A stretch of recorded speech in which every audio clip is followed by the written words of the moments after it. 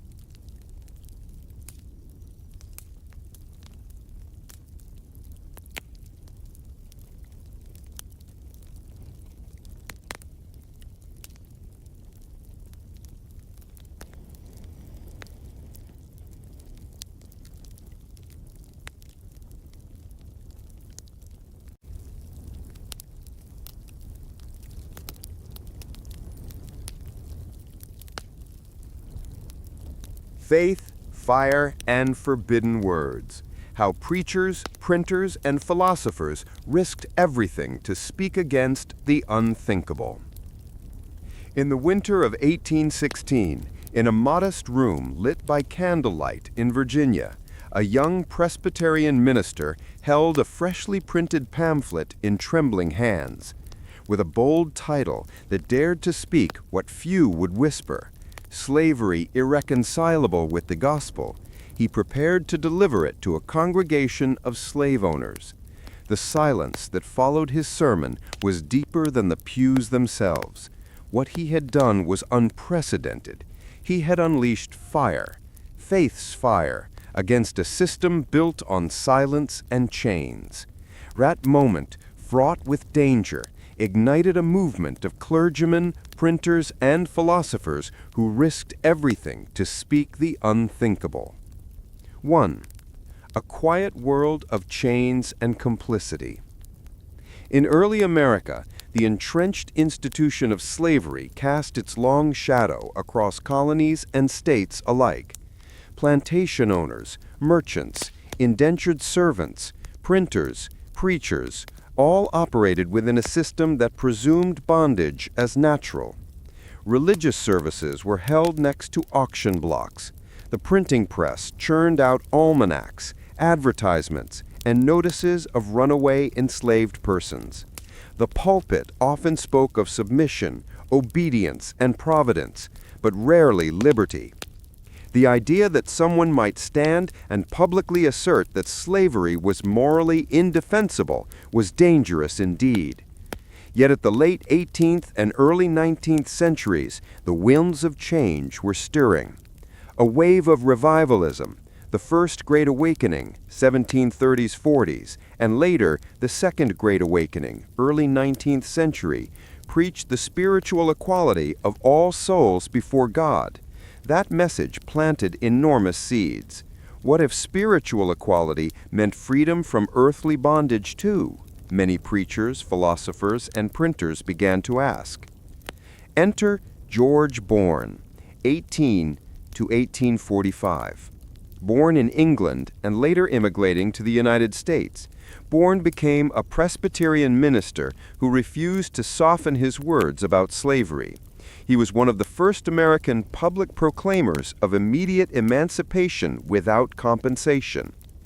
In 1816, Bourne published The Book and Slavery Irreconcilable, a pamphlet that challenged Christian congregations. How could the church preach love, freedom, and redemption while sanctioning the ownership of one human by another? The pamphlet was printed in his own home and circulated quietly. Such a move was bold. Printers were nearly terrified of setting the types for anti-slavery literature. As one historian noted, printers were almost afraid to set up the types. Printers, the invisible warriors at the press. Behind every radical sermon and pamphlet stood the printer, the often unsung hero who risked arrest, mob violence, financial ruin. The printing press in colonial and early national America was more than a business. It was a center of information, a locus of dissent, and a conduit for new ideas. Consider the printer-typographer William Bradford, 1858 to 1752, a Quaker and printer who in 1693 issued one of the first anti-slavery publications in the colonies, an exhortation and caution to friends concerning buying or keeping of Negroes. Bradford's print shop did not simply sell newspapers, it sold conscience. And printing such a tract in colonial America, where the institution of slavery was legally and socially entrenched, meant risking patronage, local power, even legal action. Then there's the story of printers publishing runaway slave advertisements, those chilling notices offering rewards for capture. The press was used for oppression as much as for resistance. One project documented ads of this kind in early newspapers, pointing out that printers were complicit in the system.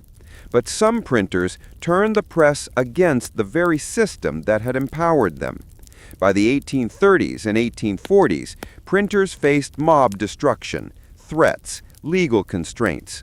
But in the earlier decades, the early 1800s, they laid the groundwork by printing pamphlets, religious tracts, and sermons that questioned morality.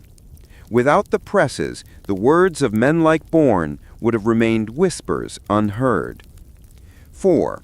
Philosophers, theorists, and forbidden ideas. Parallel to preachers and printers, philosophers and moral thinkers began to probe the nature of self, society, and freedom. The moral contradiction was glaring. If all men are created equal, then how could the institution of slavery hold? For many, it was not simply a legal matter, but a metaphysical one. Faith compelled them to speak. Clergymen turned moral philosophers. Theologically grounded arguments emerged. Every human carries the inner light. Every baptized person is a brother or sister. Enslavement was an affront to the gospel. When preachers preached all are one in Christ, they were also implicitly questioning social hierarchies. These forbidden ideas spread quietly and dangerously via sermons, printed tracts, and debates in congregations. They were forbidden because they threatened property, status, and profit. Slave owners in the South, and even some in the North, attacked such thinkers as radicals who endangered social order. Even before that, in the early 1800s, writing such a challenge required courage. 5.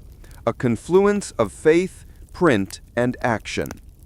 To fully grasp how preachers, printers, and philosophers joined forces, imagine this scenario. A minister delivers a sermon in a rural Virginia church on Sunday.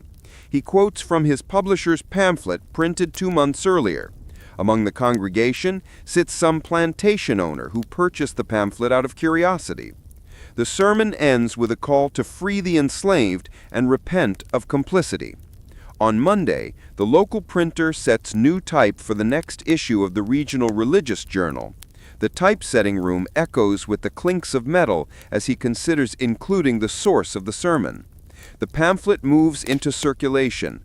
Letters trickle in. Meetings occur in secret. This is how the chain was forged. In a real example, George Bourne's pamphlet and editorship of abolitionist journals served exactly this combination. His dual role as clergyman and editor placed him at the intersection of faith and print, and the pamphlet medium allowed for wide circulation beyond the pulpit walls. The words traveled. Likewise, the printer William Bradford's anti-slavery tract circulated among Quaker meeting houses, challenging the very ownership of human beings. The tracts became discussion pieces in religious societies. In these circles, the language of moral freedom entered the public sphere. And the philosophers, those who thought deeply, provided the vocabulary, the ethical framework, the moral urgency. They asked, if the soul is equal, how can bondage stand? If Christ died for all, how can any be property? These questions were forbidden in polite society, but spoken loudly in pamphlets, sermons, and presses. 6. The risk and the blowback. Speaking against slavery was not simply unpopular, it was unsafe. Printers risked lawsuits, loss of business, mob violence. In later years, printers of abolitionist newspapers were attacked, their presses destroyed, their lives threatened. But even in the earlier decades, the risk was real. Local authorities might disrupt meetings, congregations might shun the minister, planters might withhold patronage. For the minister, consequences included ostracism, removal from church, threats of violence. Many preachers who raised the anti-slavery voice lost pulpits or had to leave congregations. They preached faith and risked fire, from the metaphor of burning conviction to the real threats of burning presses or homes. Printers also faced economic risk. Publishing an unpopular pamphlet meant fewer subscribers, advertisers pulling support, and the possibility of being denied official printing contracts. One historian observes the chilling effect. Printers were almost afraid to set up the types. Philosophers and moralists faced intellectual isolation. Their arguments were dismissed by many as dangerous radicalism. In the antebellum decades, they were branded subversive. Even before that, in the early 1800s, writing such a challenge required courage. 7. The spark that grew into flame. Though many of these preachers, printers, and philosophers did not live to see the full collapse of American slavery, their work created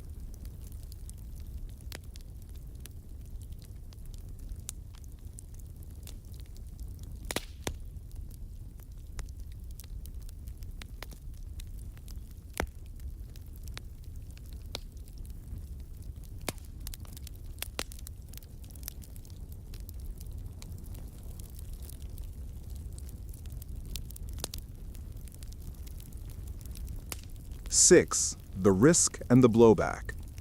Speaking against slavery was not simply unpopular, it was unsafe.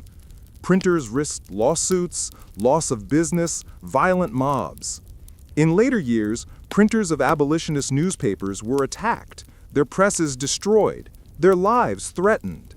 But even in the earlier decades, the risk was real.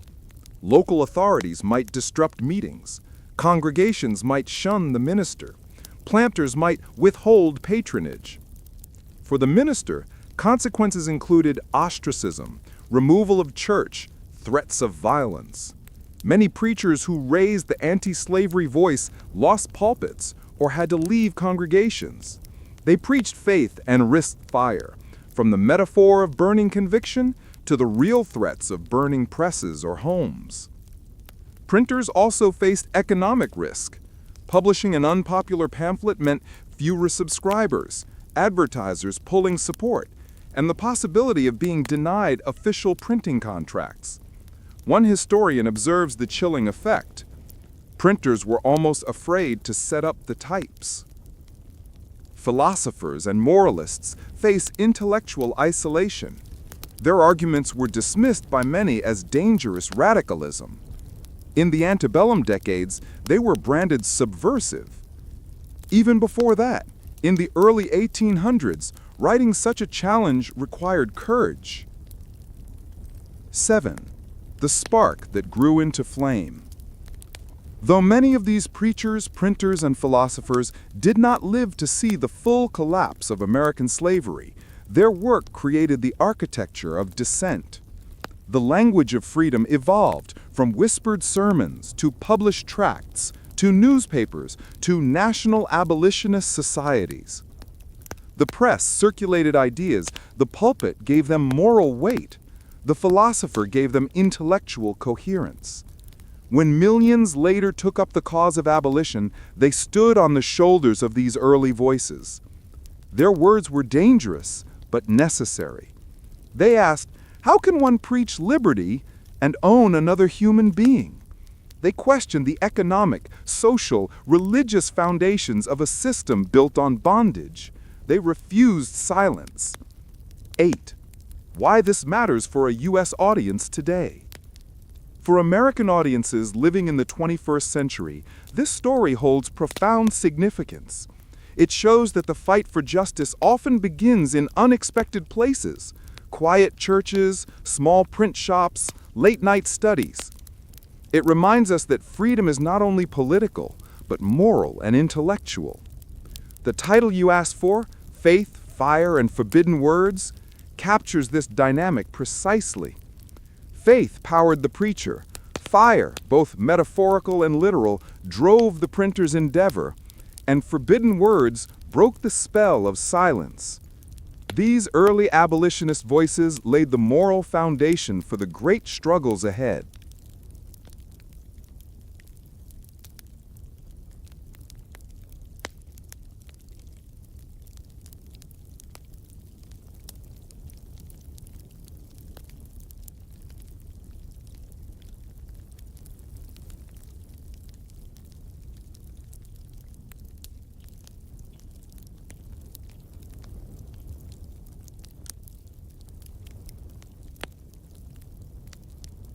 Moonless night in mid-1853, deep in the swamp waterway.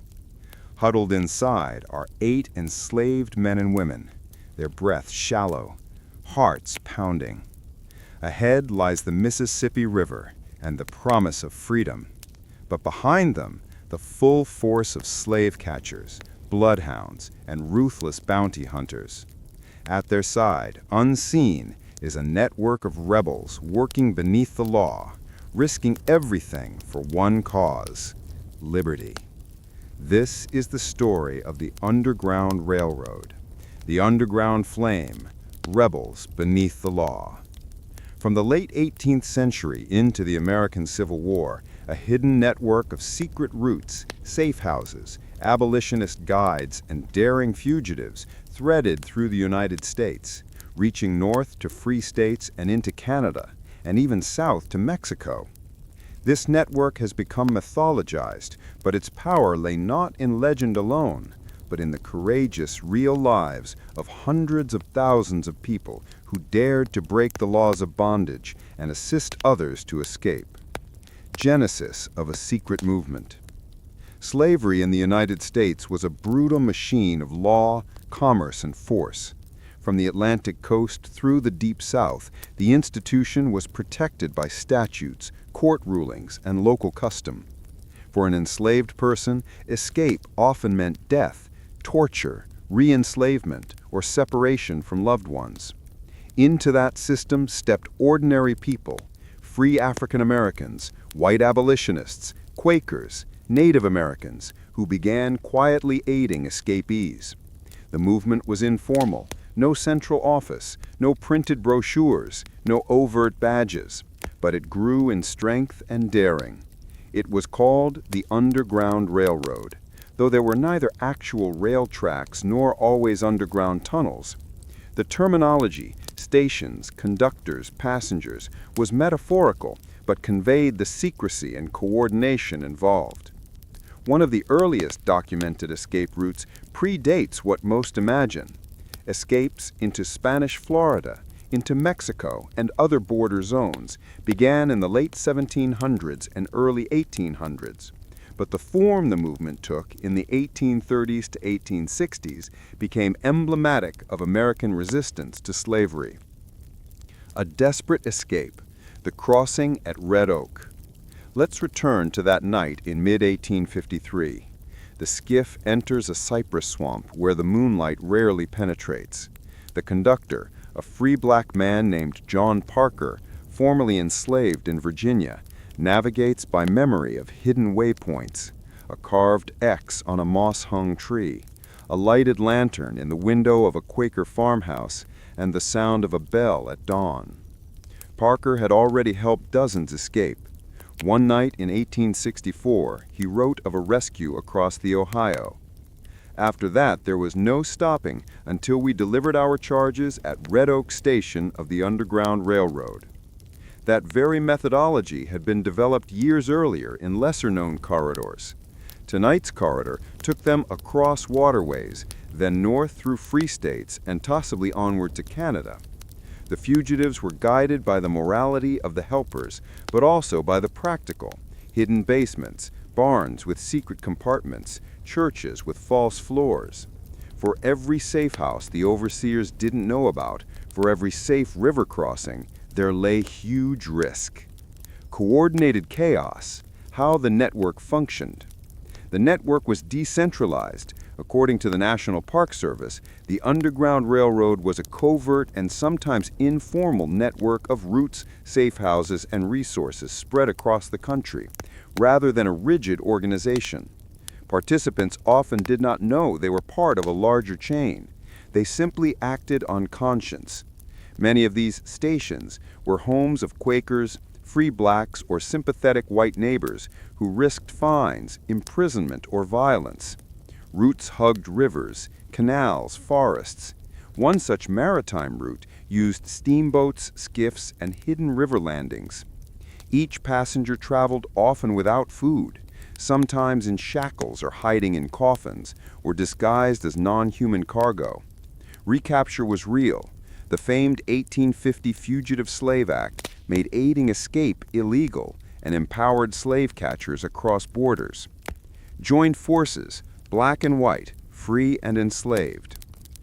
Importantly, This network was interracial and interclass.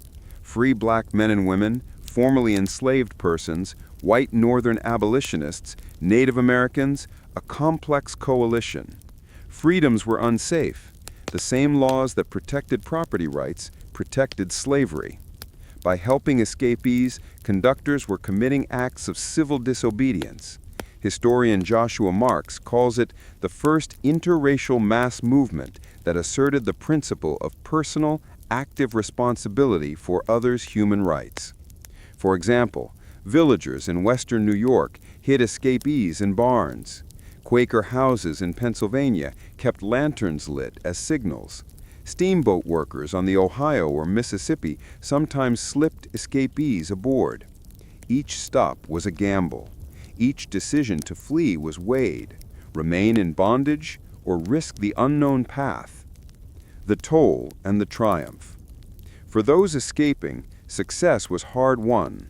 Forest trails, icy rivers, betrayal by guides, informers at taverns, wild dogs, freezing nights, starvation.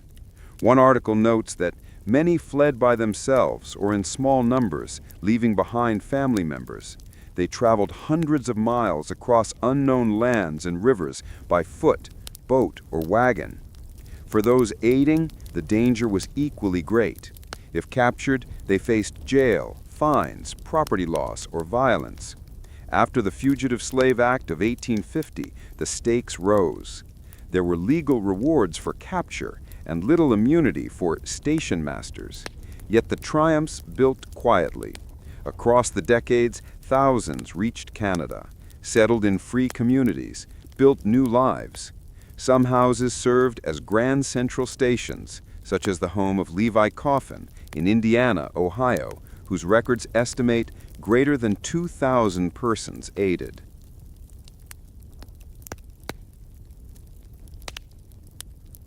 A story not widely told, south to north and sometimes south again. While most popular narratives focused on escapes to the northern states in Canada, lesser known are routes south toward Mexico, Spanish Florida, or via maritime paths to freedom abroad. Some 4,000 to 10,000 enslaved people used routes toward Mexico. A corridor near the Little Calumet River in Illinois helped 3,000 to 4,500 people escape between the 1830s and 1850s alone. These routes complicate the idea that the Underground Railroad was a monolithic northwards journey. The movement was varied, regional, and dynamic. Impact, legacy, and the flame that spread. The hidden acts of defiance did more than free individuals. They undermined the moral, legal, and economic foundations of slavery. They signaled to enslaved people, to white Americans, to the nation, bondage could be resisted, escape could succeed, liberty was possible. In the larger picture, the network helped drive the abolitionist movement, catalyzed sectional tensions, and contributed to the political reckoning that would culminate in the American Civil War. Scholars estimate between 100,000 and several hundred thousand individuals exploited the network between 1780 and 1865. Today, through preservation efforts such as the Network to Freedom program by the National Park Service, many of these sites are being documented and honored, revealing the real geography and human story behind the myth. Why this matters to a U.S. audience today? In modern America, when we talk about civil resistance, safe havens, solidarity across racial and class lines, we echo this story. The Underground Railroad stands not only as a historical pathway to freedom, but as a model of grassroots, networked-based change. A movement built in the margins, between laws, led by ordinary people who chose action over silence.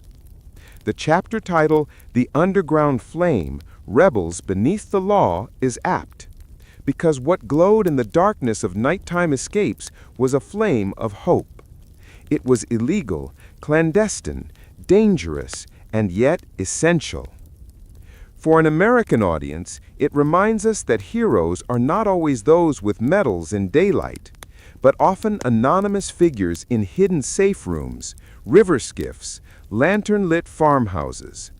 They remind us that freedom is often built quietly, invisibly, beneath the radar of the law, and yet it changes a nation. When we recall these stories, we honor not just the iconic names like Harriet Tubman, herself a conductor on this network, but the countless unknowns who lit the path.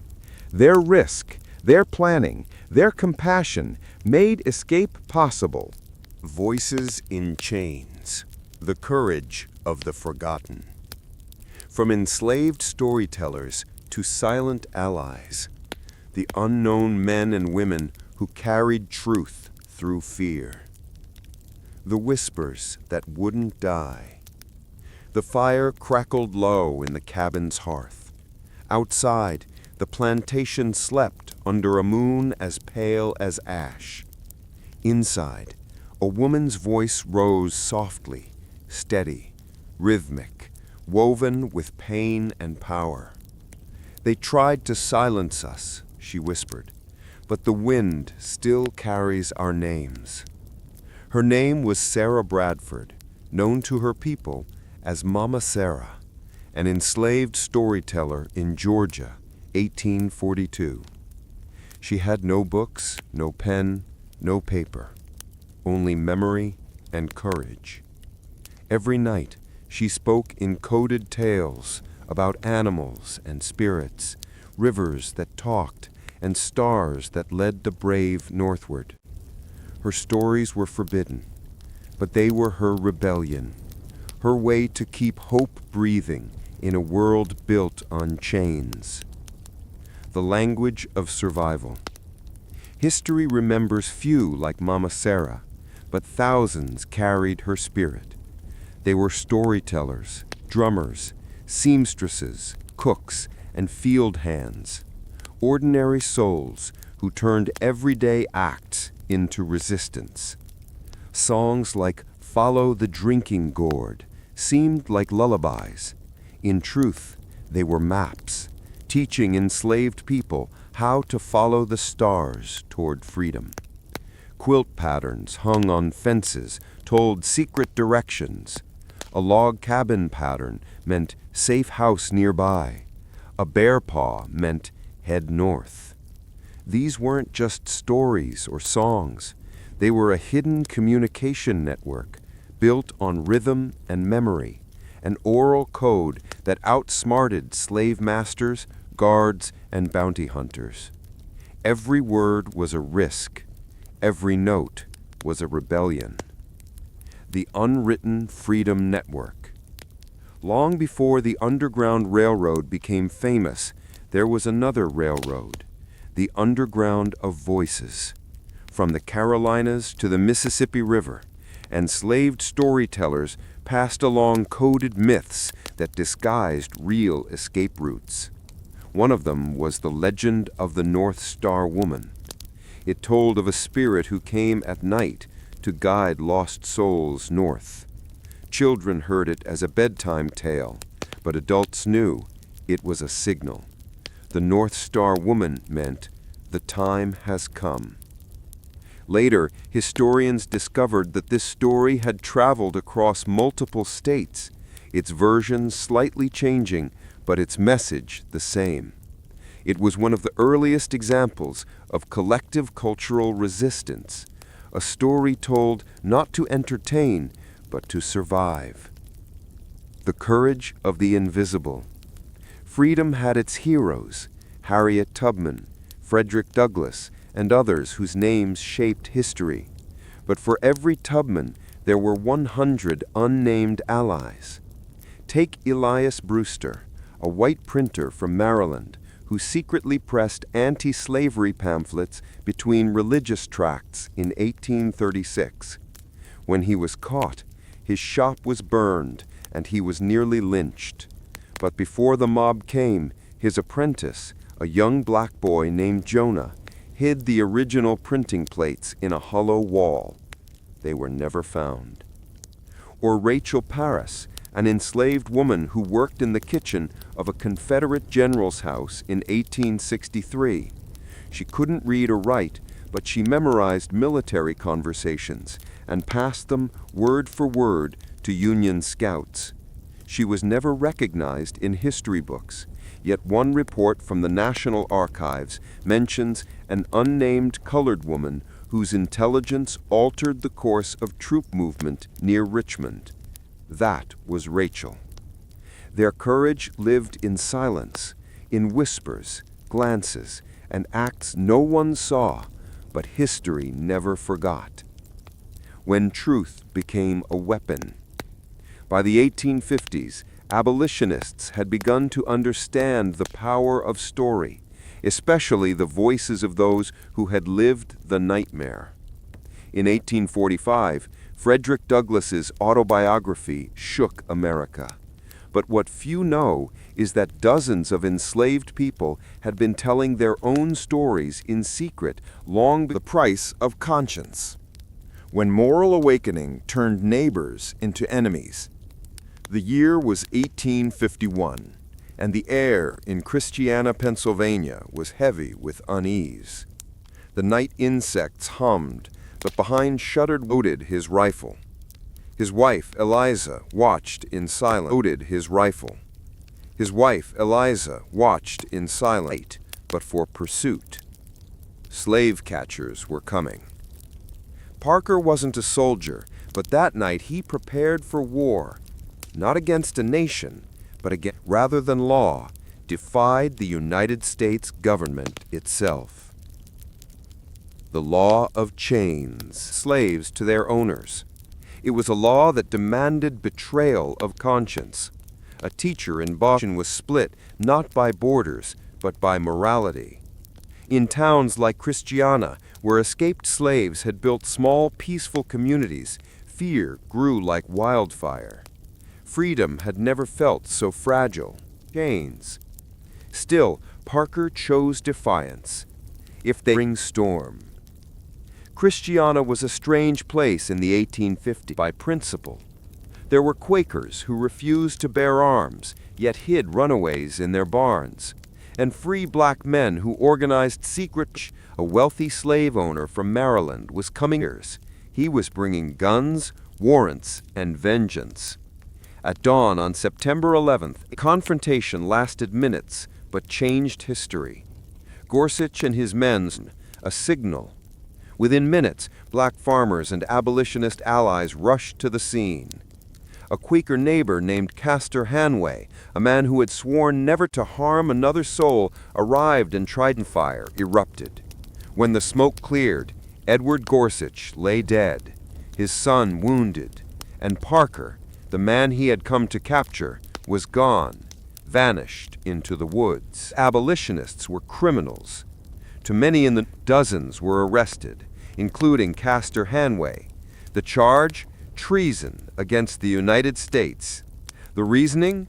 By refusing to help capture the fugitives, Hanway had effectively made war against federal law. It was the first. The defense replied simply, "Not when that law defies humanity." After weeks of testimony, Hanway was acquitted, to cheers in the North and fury in the South. The message was clear. A new kind of rebellion had begun, one fought not with armies, but with conscience. But heartbreak. I could not see my brothers taken in chains when I had a life to defend them, between the comfort of silence and the courage to act. Back in Christiana, the community bore scars for years. Farms were burned, families fled, but the resistance inspired others, from Kansas abolitionists than any political speech. In Boston, ministers began preaching. Parker, no relation to William Parker, would later inspire both Abraham Lincoln and Martin Luther King Jr. with his words. The arc of the moral universe is long. A decade later, it was not just the work of politicians or generals. It was the culmination of thousands of quiet rebellions. People like William Parker.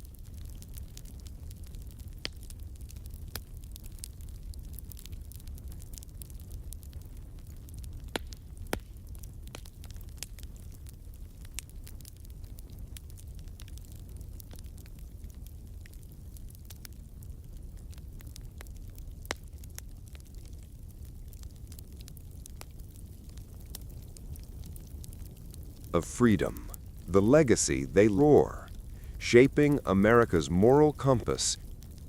The old church bell in Boston had long stopped ringing, but on a stormy evening in January 1831, a crowd gathered outside a print shop. I will be as harsh as truth and as uncompromising. I knew it, but that declaration was the start of a movement, a whisper that would grow seeds of the unthinkable. In the early 19th century, America's engine and a moral blight. Cotton built fortune rarely begins in comfort. It begins with discomfort, with a whisper that refuses to fade. In small churches, Quaker meetings, and candle-lit basements, men and women began to speak, quietly at first, then louder. Appealed to the colored citizens of the world, called for resistance, and Sojourner Truth, whose voice turned moral arc of America. The pen that shook a nation. When Harriet Beecher Stowe told her story of an enslaved man's faith and suffering, when President Abraham Lincoln met her a decade later, was deeper. The war had begun in the pages, pulpits, and parlors long before the first shot at Fort Sumter. The whispers had grown too loud to ignore. And yet, for every Stowe, there were hundreds of unnamed voices. Mothers teaching their children forbidden songs of freedom. Tubman guided hundreds to safety under the cover of. Tubman herself once said, "I freed 1,000 slaves. I could have freed 1,000 and black who risked everything for strangers." Farms of safe houses. Sailors smuggled fugitives across Great Lakes waters. Together, they formed what could be. War and the roar of freedom.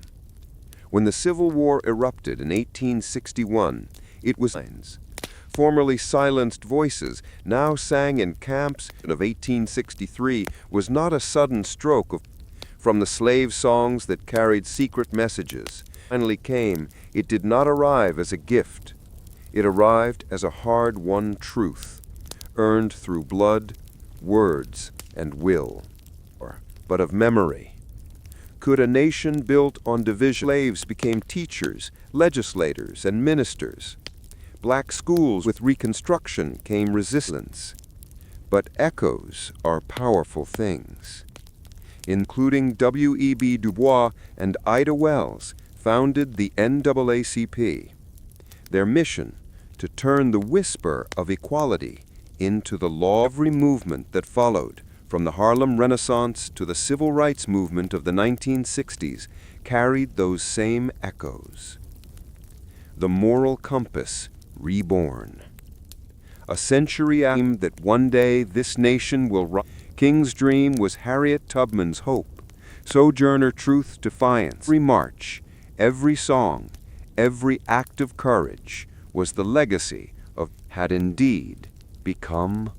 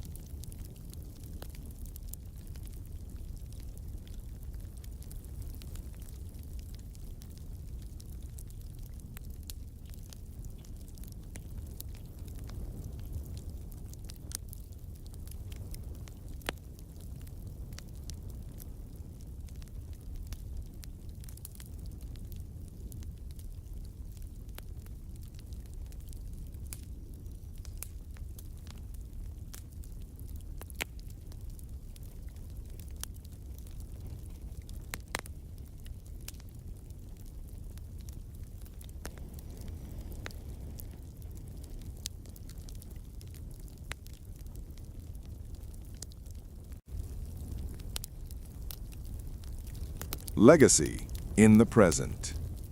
Today, their echoes still shape America, in classrooms, protests, and debates about justice. The same questions asked in 1831 are asked again. What is freedom worth? Who is still denied it? Modern movements for racial equality, women's rights, and social justice all trace their lineage back to those early abolitionists. The names have changed, but the cause, the moral pursuit of equality, remains.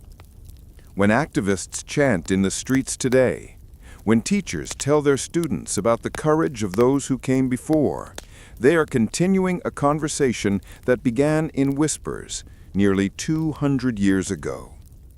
It is a conversation between the living and the dead, a dialogue that keeps democracy alive. The lasting echo.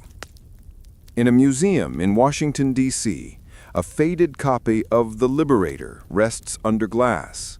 Its ink is dull now, but its message is eternal. Nearby, a single quote from Frederick Douglass glows on the wall. "It is not light that we need, but fire.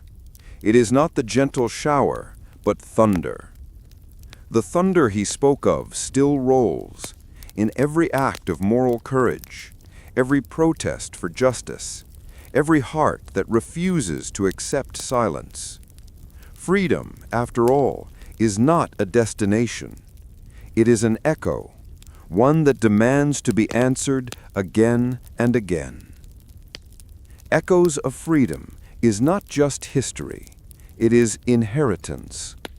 The legacy they left behind is not found only in monuments or textbooks, but in the pulse of every generation that chooses conscience over comfort, action over apathy, and truth over silence.